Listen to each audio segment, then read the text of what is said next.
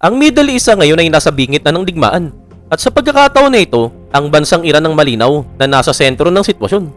Sa nakalipas na ilang linggo, nag-ipon ng Estados Unidos ng napakalaking air power sa reyon, antas na hindi pa nakita noong 2003 invasion sa Iraq. At sa punto na ito, hindi na tanong kung atake nga ba ang Amerika sa Iran, kundi kung kailan. Kapag nagsimula na ang opensiba, tiyak na tatamaan ng gusto ang Islamic Republic of Iran, at hindi man garantisado na kayang pabagsakin ng Amerika ang buong Yemen, hindi rin may kakailan na hawak ni Uncle Sam ang kapangyarihang magdulot ng matinding pinsala. Sa mga darating na labanan, hindi haharap ang Amerika sa isang tunay na kapantay na puwersang militar. Kahit pasubukan ng Iran na makaligtas sa darating na unos, malinaw na wala itong kakayaang manalo sa isang direktang digmaan laban sa Estados Unidos. Subalit huwag kang magkamali. Ang katotohanan ng hindi kayang talunin ng Iran ang Amerika ay hindi nangangahulugang hindi nito kayang saktan ng Amerika. Nagbanta na ang Supreme Leader na ang anumang opensiba mula sa Washington ay sasagutin nila ng napakabilis at napakalakas sa pagiganti. At kung ang tunay mang layunin ng US ay pabagsakin ng Yemen, malinaw ang mensahe ng Tehran, lalaban sila hanggang sa dulo. Libo-libong sundalong Amerikano, isa sa mga pinakamalapit na kaalyado ng Washington, at malaking bahagi ng supply ng langis ng buong mundo, lahat ng ito ay abot ng kilalang sandata ng Iran. Kaya habang papalapit ang possibility ng isang all-out military exchange, isang tanong ang dapat nating harapin. Gaano kalala ang maaaring maging ganti ng Iran? Hindi lang para sa Amerika, kundi para sa buong mundo. Ang tanong na yan ay ngayon ay bibigyan namin ng malinaw na kasagutan. Pero bago natin simulan yan, kung bago ka pa lamang sa aming channel, huwag mo sana kalimutan na mag-subscribe para naman lagi kang updated sa mga ganitong uri ng video. The Threat.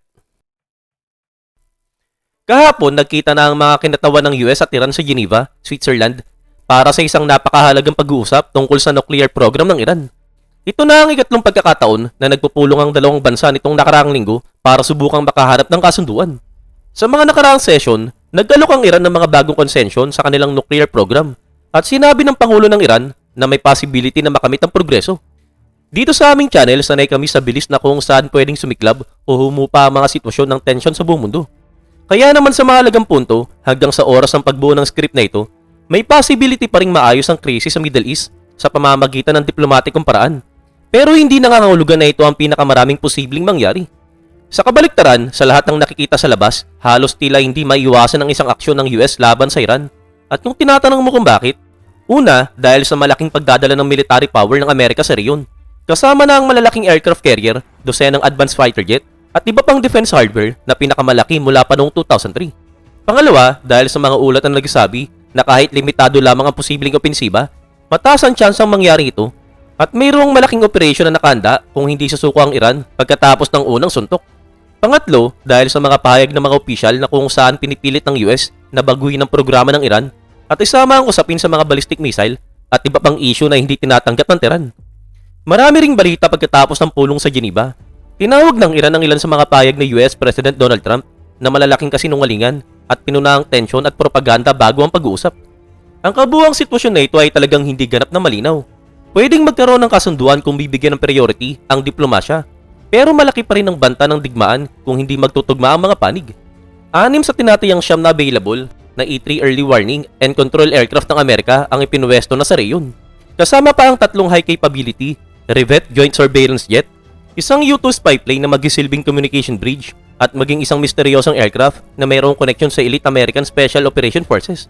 Lahat sila tahimik na kumikilos papunta sa Middle East. O baka naman, hindi na rin ganoong katahimik. At hindi ito simpleng usapin na sayang ang ginastos kaya itutuloy na lamang. Bilyong-bilyong dolyar na ang na-invest ng Estados Unidos para lamang maitayo ang ganitong klaseng pwersa bago pa man bumagsak ang unang bomba. Pero ang mas malinaw na indikasyon ay kung gaano kalapit ang possibility ng pag-atake. Ang katotohanan ng napakalayo pa rin ang posisyon ng Amerika at Iran sa negosasyon.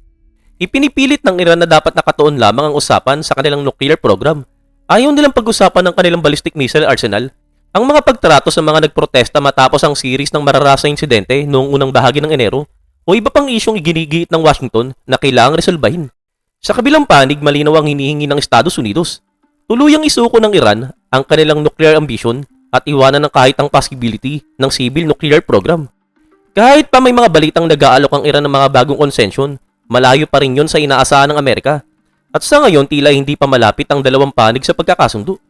Ayon sa Special Envoy ni Trump na si Stephen Witkoff sa panayam sa Fox News, nagtataka raw ang Pangulo kung bakit hindi pa rin sumusuko ang Iran. Sa madaling salita, sa ilalim ng ganitong klaseng pressure, sa dami ng sea power at naval power na nakadeploy, bakit hindi na lang sila lumalapit at sinasabing, hindi namin gusto ng nuclear weapon, heto ang kaya naming ibigay. Subalit para sa Iran, kabaliktaran ng pananaw ng pamunuan. Diretsa ang sagot ng kanilang foreign minister na si Abbas Araghchi bilang tugon sa payag na yun. Nagtataka sila kung bakit hindi kami sumusuko dahil kami ay Iranian. At dito na pumapasok ang mas malalim na usapin. Magkaiba ang strategic risk calculus ng Iran at Amerika.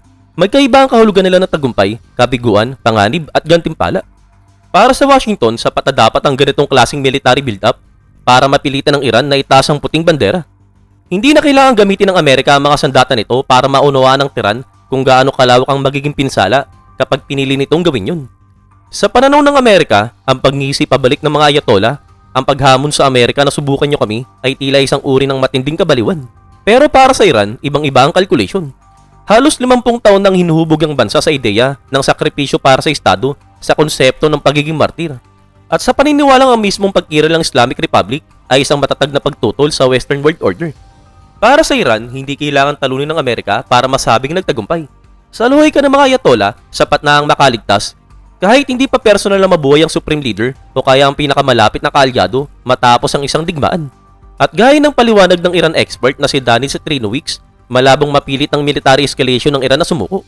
Sa kabaliktaran, ang panlabas na bantay kadalasang lalo pang nagpapatibay sa internal unity ng Yemen at nagpapatunay sa matagal na nilang naratibo na resistance. Hindi lamang magkaiba ang pananaw ng Washington at Tehran, magkaiba sila ng lingwahe, diplomatikong lingwahe, estratehikong lingwahe, at maging ng kahulugan ng tagumpay at kabiguan. Sa totoo lang, mas gugustuhin ng sinuman na matapos ito sa isang mapayapang kasunduan kaysa sa marami pang sibilyang nadamay sa gitna ng labanan. Pero sa ngayon, mas malaki ang possibility ng kabaliktaran. Kung magsimula man ang Amerika sa limitadong strike para pilitin ang Iran na sumunod, o kung bigla itong dumiretso sa isang full-scale military campaign, isang bagay ang tila malinaw. Malapit na talagang bumagsak ang mga bomba. At ano man ang anyo ng pag-atake ng Amerika, ito ay automatic na makakahulugan ng isang Iranian military response. At dito kailangan nating linawin ng isang mahalagang punto. Kapag umatake ang Estados Unidos, hindi na tanong kung tutugon ba ang Iran o hindi. Kapag umatake ang US, gaganti ang Iran. Ang tunay na tanong ay kailan, paano at saan. Maaaring sabihin ng iba na puro pagbabanta lamang ang mga pahayag ng Tehran nitong mga nakaraang linggo. Pero mas mahirap baliwalay ng mas malalim na strategic calculus ng Iran. Dahil para sa kanila, ang paghihiganti ay hindi lamang basta bahagi ng military playbook. Ito ay bahagi ng kanilang pagkakakilanlan bilang Estado. Sa isang direktang banggaan laban sa isang world power, iisa lang talaga ang sandata ng Iran, ang paghihiganti. Matapos ang dekada ng arms embargo, diplomatic isolation, at mabagal na pagdating ng mga military equipment mula sa mga kaalyado tulad ng Russia, hindi talaga handa ang Iran para sa isang conventional war. Mahina ang kanilang navy, limitado ang kanilang air force, at ang kanilang ground forces mas nakatuon sa internal security kaysa sa malawakang operation sa labas ng bansa. Ibig sabihin kung pipiliin ng Amerika o iba pang kalaban na atake ng Iran mula sa himpapawid at karagatan, halos wala itong may pantapat. Para itong target na naghihintay lamang tamaan. Pero sa halip na subukang habulin ng military gap, pinili ng Iran ang ibang estratehiya. Hindi sila nakipagpaligsahan sa dami ng aircraft carrier o fighter jet. Sa halip nag-invest sila ng todo sa kakayahang gumanti. Mga ballistic missile, cruise missile, one-way attack drones, at higit sa lahat ang Strait of Hormuz. Isang makitid subalit napakahalagang daanan ng barko na kung saan dumadaan ang malaking bahagi ng supply ng langis at natural gas ng mundo at dumadaan ito mismo sa tapat ng baybayin ng Iran. Sa madaling salita, malinaw ang mensahe ng Tehran sa mundo. Atakihin nyo kami at sisiguruhin naming mahirapan kayong lahat kahit pa sa huli kami ay matalo. Sa totoo lang, dito pumapasok ang pinakaugat ng argumento na kung bakit may mga naniniwalang dapat magkaroon ng nuclear weapon ng Iran kahit patuloy nila itong itinatanggi. Pero kung susuriin sa purong strategic logic, madaling makita kung bakit magiging perfect fit ang isang nuclear bomb para sa isang bansang nasa ganitong posisyon. Dahil kapag mayroong nuclear deterrent ka, hindi ka na basta-basta atakihin dahil ang kapalit ay maaaring ang ultimate retaliation. At kahit sa isang na-nuclear na sagupaan, may mga kamakilang halimbawa na nagpapakita kung gaano kahalaga para sa Iran na patunayan sa mundo na kaya nitong gumanti. Dahil para sa Tehran, ang kakayahang makapagiganti ay hindi lamang taktika, ito ang pundasyon ng kanilang survival strategy. Noong 2025, nang ilinunsad ng Estados Unidos ang Operation Midnight Hammer at tamaan ng ilang Iranian nuclear facilities, malinaw ang mensahe ng Tehran. Ayaw nilang ng mas malawak na digmaan, pero kahit ganun, sila ay gumanti pa rin. Pinili ng Iran ang target, ang US-run Al Udeid Air Base sa Qatar, at ilang oras bago ang mismong pagkatake, nagbigay sila ng babala sa parehong Qatar at Estados Unidos na maglulunsad sila ng missile barrage laban sa base. May sapat na oras ang US para ilagay sa ligtas na posisyon ang kanilang mahalagang personel. May oras din ng Qatar para isara ang kanilang airspace at mahikayat ang mga kalapit na bansa na gawin din yun. Karamihan sa mga missile ng Iran ay na-intercept at tandaan, nangyari ito sa panahong wasak na ang malaking bahagi ng air defense at missile launches capability ng Iran. Wala silang sobrang missile para sayangin, alam nilang hindi sila makakapagdulot ng seryosong pinsala sa Amerika. Subalit pinili pa rin nilang gumanti at bakit? Dahil kahit pa sinusubukan ng Iran na pababain ng tensyon, napakahalaga para sa kanila na maipakita ang kakayahan at kahandaang gumanti. Ngayon ito ay ibang usapan na. Hindi pa malinaw kung ano ang magiging eksaktong approach ng Amerika sakaling umatake ito sa Iran. Posibleng magsimula sa isang limitadong strike na mababa ang damage na maaaring magresulta rin sa isang toothless na retaliation. Pero sa ngayon tila parehong panig ang naniniwala na mas seryoso ang sitwasyon kumpara noong 2025. At malinaw talaga ang pananaw ng Tehran. Naniniwala sila na ang Estados Unidos ay papunta na sa isang regime change operation. At dito nagiging mas delikado ang lahat. Dahil kapag naniniwala ang isang remen na hindi lang ito inaatake, kundi tinatangkang burahin ang mismong pagkiral nito, mag-iiba na ang antas ng tugon. Isang bagay ang siguradong malinaw, kapag tinamaan ng Iran, ito ay gaganti. At kung maramdaman ng Tehran na ang mismong kanilang pagkiral bilang estado ang tinatarget, ang magiging sagot nila ay babagay sa antas ng banta. Kaya naman sa ngayon, ang totoong pag-uusapan natin ay ito. Ano nga ba ang opsyon ng Iran? Ano-ano ang mga sandatang pwedeng gamitin ng Tehran para gumanti? Alin sa mga ito ang pipiliin nila depende sa uri ng pag-atake at saan sila tatama? The weapon.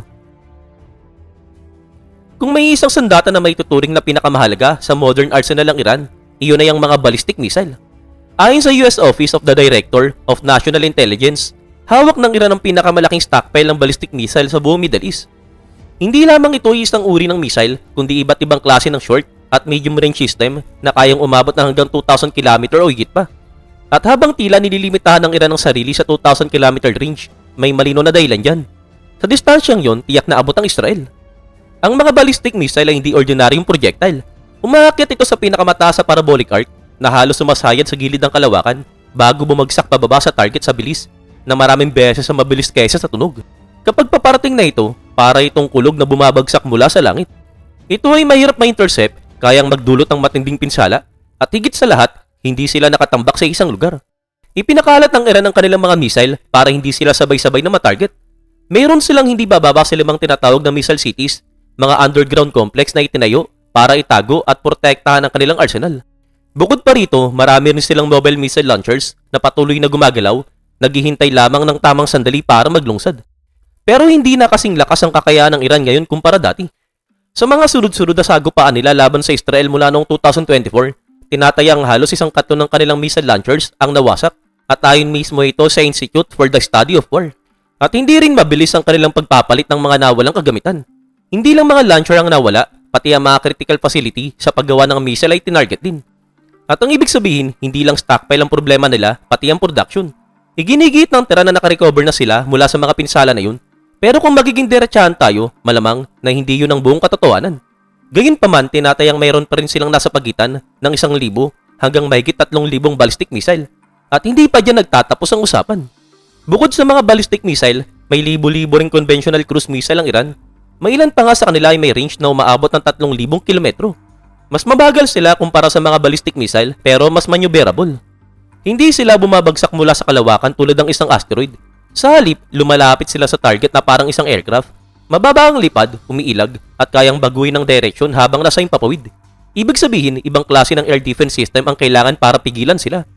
At kahit hindi lahat ng cruise missile ng Iran ay nasubok sa malawakang digmaan, marami sa kanila ang nagamit na ng mga proxy group ng Iran sa iba't ibang bahagi ng region at may ilang nagpakita ng mga limitadong tagumpay. Inaangkin din ng Iran na mayroon silang hindi bababa sa isang hypersonic cruise missile, ang Fatah-2. Subalit wala pang malino na ebidensya na nagamit ito sa aktwal na labanan at hindi rin pinaniniwala ang marami ang available na ganitong uri ng sandata. At dito na talaga nagiging mas komplikado ang usapan. Dahil ang ilan sa kanilang mas mabibigat na cruise missile tulad ng lumang Soviet era KH-55 ay may kasama pang ibang problema. Isang problemang maaaring magpalawak sa mga saklaw ng anumang magiging ganti ng Iran. Ang problema sa ilan sa mga mas mabibigat na cruise missile ng Iran, sila ay air launch. At ang Iran ay wala ng gaanong aircraft na kayang magpalipad at maglungsad ng mga ito.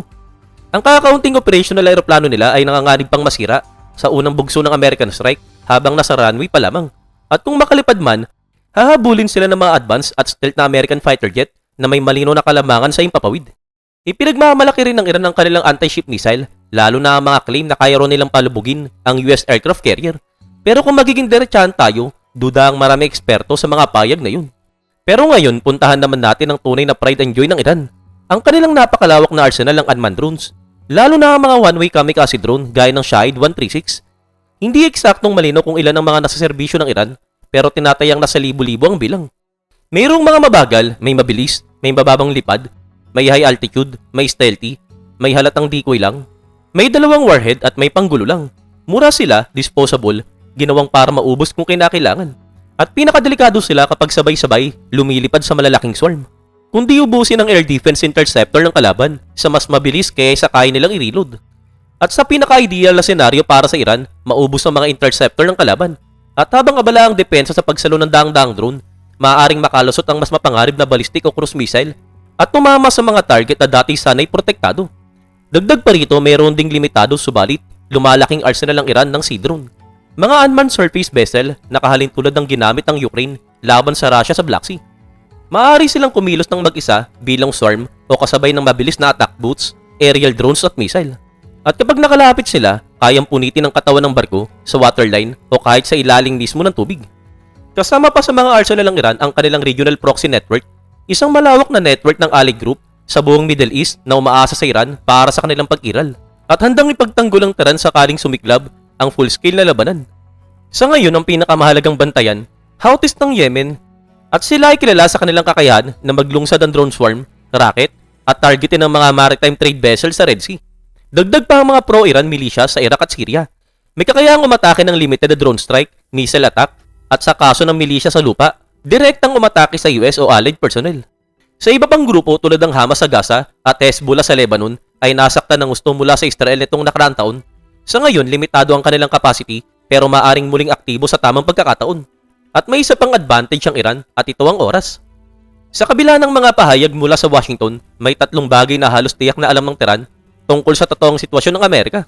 Hindi gusto ng Amerika ang mahabang conflict. Si Donald Trump at ang kanyang mga alay ay naghahanap ng mabilis, high-impact military action, isang laban na maikli pero matindi.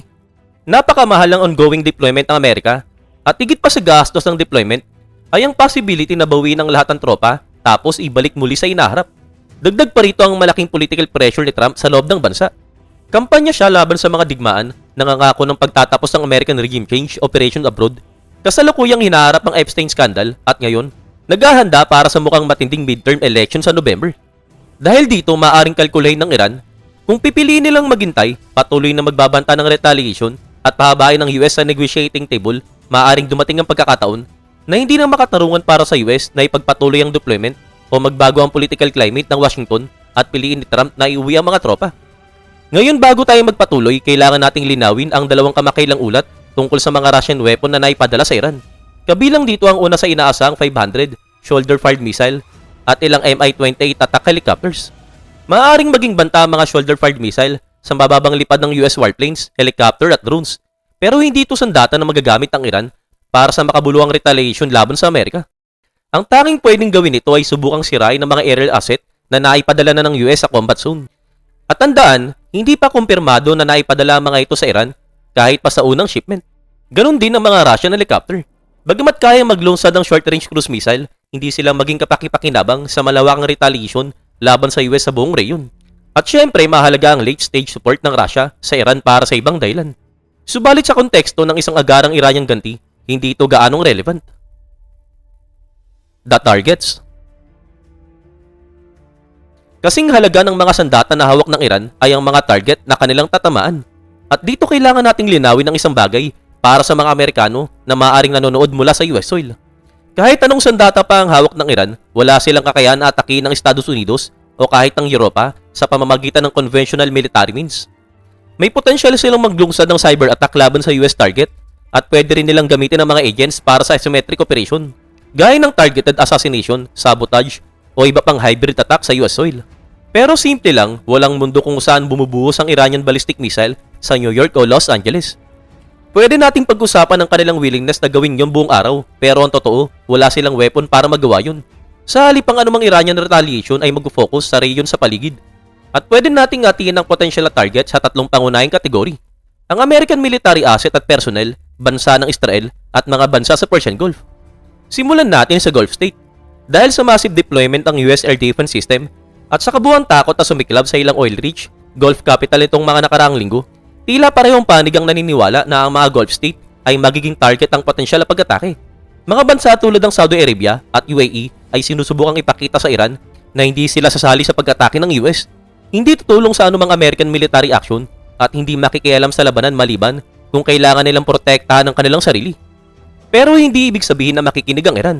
Dahil ang Gulf State ay tahanan ng napakaraming langis at ang langis na yon ay napakahalaga sa mundo at napaka-vulnerable sa atake. Mga oil field, terminal at iba pang critical energy infrastructure, hindi ito pinoprotektahan ng parehong air defense system kumpara sa ibang military target. At alam ito ng Iran. Halimbawa noong 2019, ang Yemen Houthis ay naglungsad ng ilang drone laban sa Saudi Aramco processing facility sa Saudi Arabia. At ang resulta, maraming critical hits. Pagkaantala sa halos 6 na milyong baril ng langis bawat araw at destabilization sa global markets.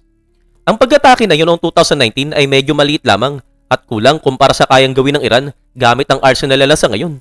At sa essence, ang banta ng ganitong retaliation ay pwedeng pigilin ng global economy sa isang hostage situation. At katulad ito, pwede ring targetin ng Iran ang Strait of Hormuz, alinman bilang alternative sa pag-atake sa Gulf State o sabay na operasyon. Ang strait na ito ay nasa loob ng abot ng halos lahat ng military hardware ng Iran. At kahit hindi manalo ang Iran sa isang head-to-head naval battle laban sa US Carrier Strike Group na nakapwesto malapit sa coast ng Oman, hindi nila kailangang manalo. Pwede nilang mabilis na ilatag ang sapat na dami ng sea mine sa strait. Kaya ang mga civilian trade vessel ay mapipilitang manatili sa port o iwasan ng Persian Gulf. Kasabay nito, pwede rin nilang banta ang atake ng anumang dumadaang barko gamit ang missile, drone, fast attack boat, helicopters o anumang asset na nais nilang i-deploy. Ito ang isa pang paraan ng Iran para hawakan sa hostage ang global economy. At ang pinakamagandang bahagi para sa kanila ay hindi nila kailangang sirain ng marami. Pwedeng i-reserve lang ang option na ito habang nagpapalakas ng meaningful pressure sa US at sa mga allies nito. Kasama rin sa mga target ng Iran ang lahat ng US asset na naaabot nila mula sa mga personnel hanggang sa mga physical infrastructure.